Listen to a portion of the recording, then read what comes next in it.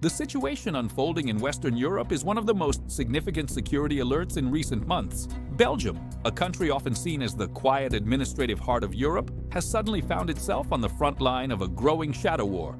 According to recent defense sources, the United Kingdom UK's Royal Air Force has deployed a specialized counter-drone unit to Belgium after repeated reports of unidentified drones, believed to be Russian, flying dangerously close to NATO air bases and critical airports. At first glance, this may look like a minor technical incident, a few drones, some radar anomalies, but in reality, it reflects a deep strategic shift.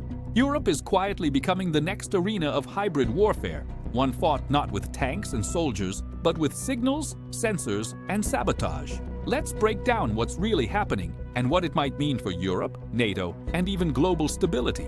Over the past few weeks, Belgian authorities have reported several airspace violations near military installations, including Kleine Brogel Air Base, home to U.S. tactical nuclear weapons under NATO control. Unverified footage shared by local witnesses shows mysterious drones flying at low altitude, often near restricted zones. These are not civilian drones. They are advanced, capable of long-range flight and encrypted communications, traits consistent with military-grade systems. Belgium's intelligence services have quietly coordinated with the UK, France, and Germany, fearing a coordinated surveillance campaign. According to defense analysts cited by major European outlets, the drone's flight paths and timing suggest deliberate reconnaissance, possibly mapping radar coverage or even testing electronic warfare responses. The British response. Enter the Royal Air Force.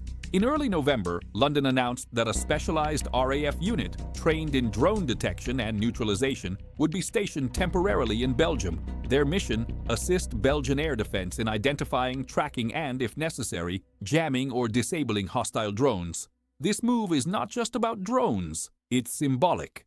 The UK is signaling that NATO's security begins far before any shot is fired, and that information warfare is now a shared battlefield. Some military experts interpret this as London reasserting its leadership role in Europe's defense structure post-Brexit, using advanced tech cooperation as political leverage.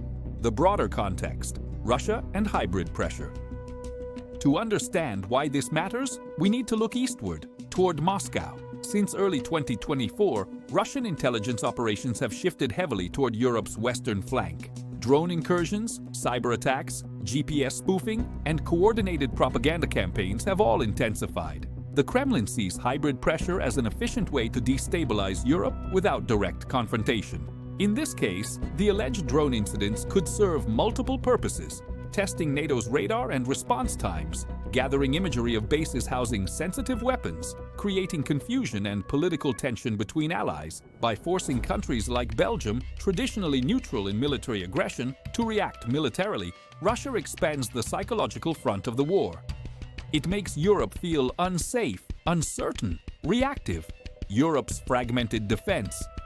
The Belgian case exposes an uncomfortable truth: Europe still lacks unified air defense coordination.